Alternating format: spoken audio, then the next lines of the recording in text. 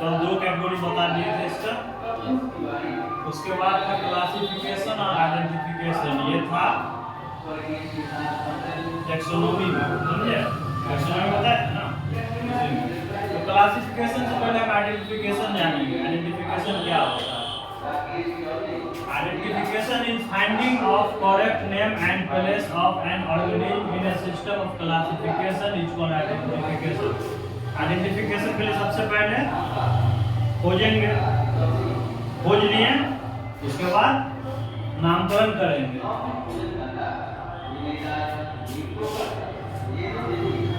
सबसे पहले फाइंडिंग होगा, कोई भी चीज को खोजोगे तब ना नाम दोगे। सबसे पहले खोजोगे, उसके बाद पहचानोगे, समझे? Finding of correct name and place of an organism in A system of classification. किस सिस्टम में? क्लासिफिकेशन यानी वर्गीकरण करने के लिए सबसे पहले खोजोगे, उसके बाद पहचानोगे, तब नामकरण करोगे। तो यहाँ पे कह रहा है कि finding of correct name and place of an organism in A system of classification.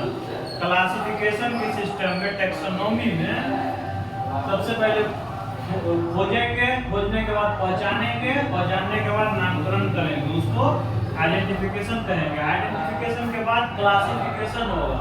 Classification का मतलब होता है वर्गीकरण, बांटना, पहचान के आधार पर ना बांटेंगे। तो यहाँ पे कह रहा है कि ये system of arrangement of organism into group on the basis of their similarity. किस बेसिस पर? उसके सबसे पहले समानता के बेसिस पर। आदमी के समान कौन है?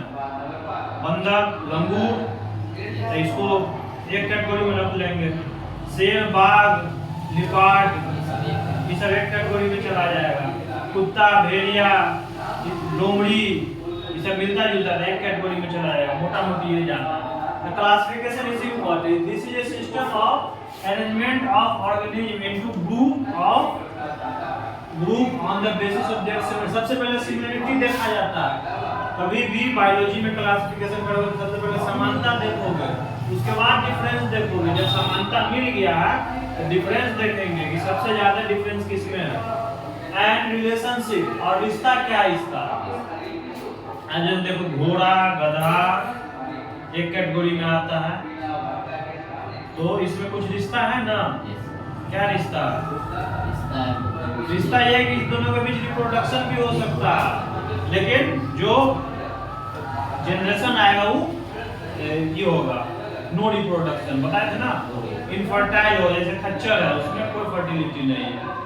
वो हिन्नी होता है, हिन्नी थोड़ा घोड़ा देखते हैं यहाँ पर, तो घोड़ा गधा का क्रॉस ब्रीड है। वो खच्चर होता है, वो गधा घोड़ा का, घोड़ी का क्रॉस ब्रीड है। मतलब जिसमें गधा मेल होगा वो खच्चर हो जाएगा, जिसमें घोड़ा मेल होगा वो हिन्नी हो जाएगा। समझे?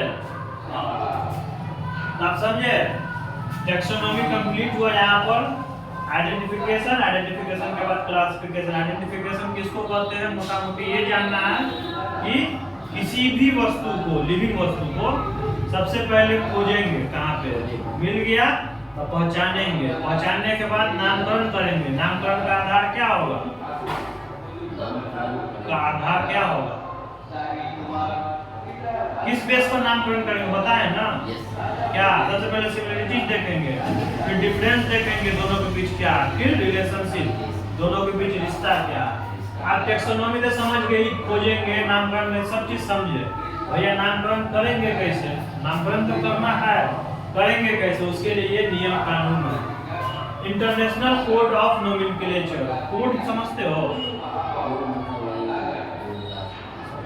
एक मोटा मोटी एक मंत्र दिया जाता है या एक रूपरेखा तय कर दिया जाता है कि ये काम इसी हिसाब से। कानून होता है ना, कानून को क्या बोलते हैं इंग्लिश में? Code, conduct, act. समझे? उसी तरह ये भी कानून है। किसका? नामकरण का। साइंस में नामकरण करने के लिए भी कानून है। तो कानून क्या है? The rule of nomenclature. भाई रूल कहते हैं कानून को। The rule of nomenclature are framed under following codes as well as rules given by Linnaeus. There are 5 code of nomenclature. 5 code of nomenclature. देखो रूल ऑफ नोमेनक्लेचर एक code है, मतलब समझो कि कानून का किताब है, नामकरण के कानून का किताब है। इसको फाउंडर कौन था? लीनियस। तो लीनियस कानून बनाया, यानी कोड लीनियस बनाया। कोड के हिसाब से ही रूल बनेगा। कानून भी जो बनता था अपने मन से थोड़ी कोई कानून बना देता है, उसका भी एक कोड होता है। जैसे कोई रेप केस का कानून बनना, मर्डर केस का कानून बनना, तो रेप भी बहुत तरह का होता है, मर्डर भी बहुत तरह का होता है, उसके लिए कोड एक के को है, लेकिन उसमें वैरायटी देख के, सिमिलरिटी या डिफरेंस देख के कानून बनता है उस हिसाब से, समझे? तो दुनिया में 5 कोड ऑफ नोमेनक्लेचर अभी तक खोज हुआ, समझे? जिसमें ICBN international code of botanical nomenclature है, यानी ICBN कहते हैं जितना भी प्लांट का नोमेनक्लेचर होगा, बॉटनिकल नोमेनक्लेचर जैसे आ गया, इसका क्या मतलब हुआ? यहाँ पर प्लांट का नोमेनक्लेचर होगा, पेड़ पौधा का नोमेनक्लेचर जहाँ पर भी होगा उसको बॉटनिकल नोमेनक्लेचर कहा जाता है, समझे? ICZN international code of zoological nomenclature, इसमें किसका नामकरण होगा? एनिमल का होगा। जूलॉजी किसको कहते हैं? एनिमल के बारे में जिसमें पढ़ते हैं। बॉटनी किसको कहते हैं? जिसमें प्लांट के बारे में पढ़ते हैं, समझे? अब BACN यानी इंटरनेशनल, BAC का मतलब क्या हुआ? बैक्टीरिया इंटरनेशनल को, मतलब जो BAC दिया ना, ये बैक्टीरिया के लिए स्टैंड करता है। International code of bacteriological nomenclature, मतलब बैक्टीरिया का खोज करेंगे या बैक्टीरिया का खोज हुआ, उसके नामकरण के लिए इस कोड के, इस कानून के तहत उसका नामकरण हुआ। उसके बाद international code of viral nomenclature, virus का जो नामकरण करेंगे, कोई भी नया वायरस, जैसे कोरोना वायरस अभी आया तो उसका किस कोड के तहत नामकरण हुआ होगा? ICBN international code of viral nomenclature के तहत। उसके बाद है ICNCP international code of nomenclature for cultivated plant, cultivated plant जो जिसका जो फसल होता है ना, देखो एक होता है नॉर्मल जंगल, एक होता है फसल, चावल, गेहूं, दाल, दलहन, बीज जो भी होता है, उसके नोमेनक्लेचर के लिए ICNCP यानी जो कल्टीवेबल क्रॉप होगा, जिसका कल्टीवेशन करते हैं हम अपने उन्नति के लिए, खाने पीने के लिए, उसके लिए अलग। जैसे देखो चावल का हजारों लाखों वैरायटी है पूरी दुनिया में, देखते हैं बासमती है, आसियाना है, आलू में भी C40 है, पहाड़ी है, कौन बहुत तरह का होता है। तो उसका ये नोमेनक्लेचर करेंगे बॉटनी, सॉरी बायोलॉजी के हिसाब से, साइंस के हिसाब से, तो उसके लिए इस कोड का इस्तेमाल होगा। तो दुनिया में 5 कोड है अभी तक, जितना खोज हुआ है लिविंग ऑर्गेनिज्म, कितना खोज हो चुका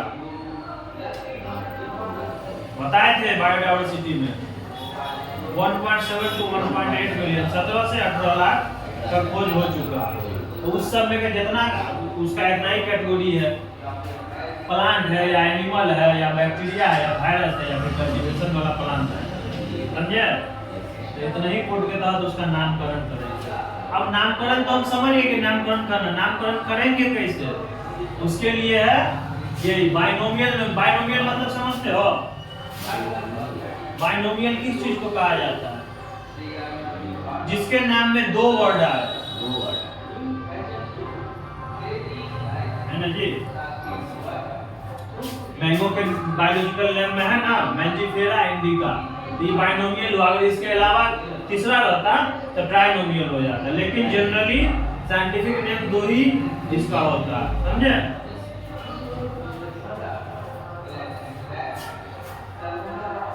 तो बाइनोमियल नोमेनक्लेचर कौन दिया, इसका खोज कौन किया?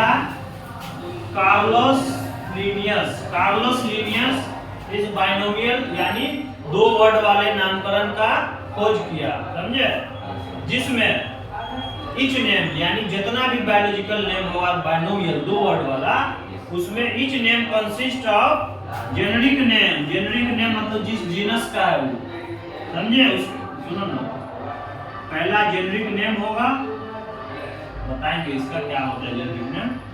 जेनेरिक नेम होगा, दूसरा स्पेसिफिक एपिथेट होगा, यानी पहला में जीनस, किस जीनस से वो बिलोंग कर रहा है, और दूसरा वर्ड जो होगा वो किस स्पीशीज का है। जैसे मैंजीफेरा इंडिका, तो इंडिका उसका स्पीशीज हो गया, मैंजीफेरा जेनरिक नेम हो गया, जनरल नाम जिसको कहते हैं, समझे, या जिस जेनस से वो बिलोंग करता है। मैंजीफेरा इंडिका, ये इसी का एग्जांपल है वो, समझे। पहले यहाँ समझो, जितना भी इसी आधार पर समझ जाओगे, हजारों नाम दे देंगे, मतलब कोई हम रैंडम नाम लिख देंगे, होमो सेपियंस बोलेंगे, इसमें स्पेसिफिक एपिथेट कौन है, जेनरिक नेम कौन है, तो खोज के बता दो। ये फॉर्मूला याद रहेगा तो आराम से खोज लोगे, समझे। Each name consists of generic name, specific epithet, मतलब generic name होगा, generic name कैसे लिखेंगे, उसका स्टार्टिंग होगा कैपिटल लेटर से। देखो मैंजीफेरा का स्टार्टिंग है ना कैपिटल लेटर से, ये कैपिटल लेटर से स्टार्ट होगा। Each name start with capital letter, length not less than 3, यानी इस 3 वर्ड से कम का नहीं होना चाहिए। जो भी बाइनोमियल नोमेनक्लेचर का जेनरिक नेम होगा 3 वर्ड से कम का नहीं होना चाहिए, कम से कम 3 वर्ड, नॉट मोर देन 12। 1 2 3 4 5 6 7 8 9 10 10 11 12, इतना, इससे ज्यादा का कोई नाम होगा ही नहीं, अभी तक नहीं हुआ, इसीलिए ये कोड है, समझे, ये लॉ बना हुआ। याद रखना है, जेनरिक नेम जो होगा कैपिटल लेटर से, बड़े वर्ड से स्टार्ट होगा और 3 वर्ड से कम में नहीं होना चाहिए, और 12 वर्ड लेटर से ज्यादा में नहीं होना चाहिए। सॉरी 3 वर्ड बोलते, 3 लेटर। देखो वर्ड क्या होता है, ई हुआ वर्ड, इसमें आर लेटर हो गया, यू लेटर हो गया, एल लेटर हो गया, इंग्लिश में पढ़े होगा ना, ई लेटर हो गया, समझे। तो कह रहा है कि 3 लेटर से कम नहीं होना चाहिए, 12 लेटर से ज्यादा नहीं होना चाहिए जेनरिक नेम। अब स्पेसिफिक एपिथेट यानी स्पेसिफिक नेम कैसा है, वो भी ई जो है ना हमेशा स्मॉल लेटर से स्टार्ट होगा, उसको ठीक कर लेना, गलती से मेरे से लिखा गया। हाँ, तो इस हमेशा स्मॉल लेटर से स्टार्ट होगा, ठीक कर लो, कोई दिक्कत नहीं। इंडिका, जैसे इसमें हो गया मैंजीफेरा इंडिका, तो इंडिका जो है स्मॉल लेटर से स्टार्ट होगा, इसका भी लेंथ नॉट लेस देन 3 से कम नहीं होना चाहिए, और 12 से ज्यादा नहीं। इसमें क्या वर्ड लेटर है, 1 2 3 4 5 6 ही लेटर है इसमें, समझे। तो यही पढ़ा यहाँ पर कि स्पेसिफिक एपिथेट का स्टार्टिंग हमेशा छोटा लेटर से होगा, और 3 लेटर से कम नहीं होना चाहिए, इसका लेंथ जितना भी लिखते हैं 3 लेटर से कम नहीं होना चाहिए, और 12 लेटर से ज्यादा नहीं होना चाहिए। अब दोनों को मिला के यहाँ पे जनरली इन लेटिन मतलब बुझते हो, कोई लेटर लिखते तो बोलते हैं लेटिन, तिरछा तिरछा जैसे लिखते हैं, कर्व, तो वही लेटिन हुआ। लेटिन एक भाषा भी है जिसमें साइंटिफिक नेम लेटिन में होता है, लेकिन लेटिन को लिखा ऐसे ऐसे जाता है, कर्व वे में। इंग्लिश सीधा लिखते हैं ना, लेटिन कर्व वे में लिखा जाता है। जनरली इन लेटिन या लेटिनाइज्ड, मतलब अगर लेटिन नाम नहीं भी है तो इस कोड के हिसाब से लेटिनाइज कर देंगे, तिरछा करके लिखेंगे, और डिराइव फ्रॉम लेटिन या फिर लेटिन वर्ड से डिराइव किया जाएगा, समझे। Both word when hand written, जब हाथ से लिखोगे, जैसे हम यहाँ पर हाथ से लिखे हैं ना, कभी भी हाथ से लिखोगे, हम तो बोर्ड को समझाने के लिए गैप दिए हैं, ज्यादा गैप नहीं होता, लेकिन जितना जैसे एक उंगली बराबर गैप होगा ये ना, तो एक उंगली रखते हैं ना, उतना गैप होना चाहिए। Both words when written in hand written separately underline, और जब हाथ से लिखोगे तो ऐसे अंडरलाइन कर दोगे, किताब में नहीं रहेगा अंडरलाइन, किताब में तो भाई प्रिंटर है ऊपर दिया प्रिंट तिरछा में, तुम हाथ से तिरछा लिख ही नहीं पाओगे, इसीलिए उसको लाइन किया जाता है, लाइन दिया जाता है, नियम। When hand written होगा सेपरेटली अलग अलग लिख के अंडरलाइन किया जाएगा। When printed, जब किताब में प्रिंट होता है बाइनोमियल नेम, किसी का भी साइंटिफिक नाम, तो इटैलिक्स यानी तिरछा में लिखा जाता है। तुम साइंस की किताब में देखोगे जितना भी बायोलॉजिकल नहीं होगा वो तिरछा तिरछा करके लिखा होगा, समझे, रेफरेंस बुक सब में देखोगे। तो ये यहाँ पे एग्जांपल दिया, देखो मैंजीफेरा जेनरिक नेम है मैंगो का, first letter of genus is written in capital letter में लिखा है, इसी को समझाने के लिए एग्जांपल दिए, समझे। अगर वो नहीं समझ में आएगा तो एग्जांपल से 100% समझ में आ जाएगा। First letter of species is written in small form में लिखा गया। अब लिन का मतलब समझे, अरे भाई जो साइंटिस्ट नाम दिया है उस साइंटिस्ट को क्रेडिट जाएगा ना, तो वही क्रेडिट देने के लिए द नेम ऑफ ऑथर, ये जो ऑथर होगा जो नाम दिया, जैसे मैंजीफेरा इंडिका नाम दिया कौन, लिनियस कार्लस, तो द नेम, हाँ साइंटिस्ट है बताया था ना, the name of author is abbreviated form in Roman script, here author is Linnaeus, यहाँ पे लिनियस है। अगर कोई आर मान के चलो थोड़ा देर के लिए मान लो कि न्यूटन रहेगा, तो क्या लिखेंगे यहाँ पर लास्ट में, न्यू लिखेंगे, NEW, किसी के भी नाम का 2-3 वर्ड लिखा जाता है, समझे, ये नियम है। जब बायोलॉजिकल या scientific name which should be printed in, जब प्रिंट करोगे, यहाँ पर पता है प्रिंट करेंगे तो इटैलिक में हाथ से लिखेंगे तो नॉर्मल भी लिख सकते हैं, लेकिन भाई कैपिटल या स्मॉल लेटर का ख्याल रखना है। जेनरिक नेम हमेशा शुरू होगा कैपिटल लेटर से, स्पेसिफिक एपिथेट यानी जिस स्पेसिस से बिलोंग करता है उसका नाम छोटा लेटर से शुरू होगा, स्मॉल लेटर से। तो ये हो गया इसका, ठीक है, इसमें कोई दिक्कत?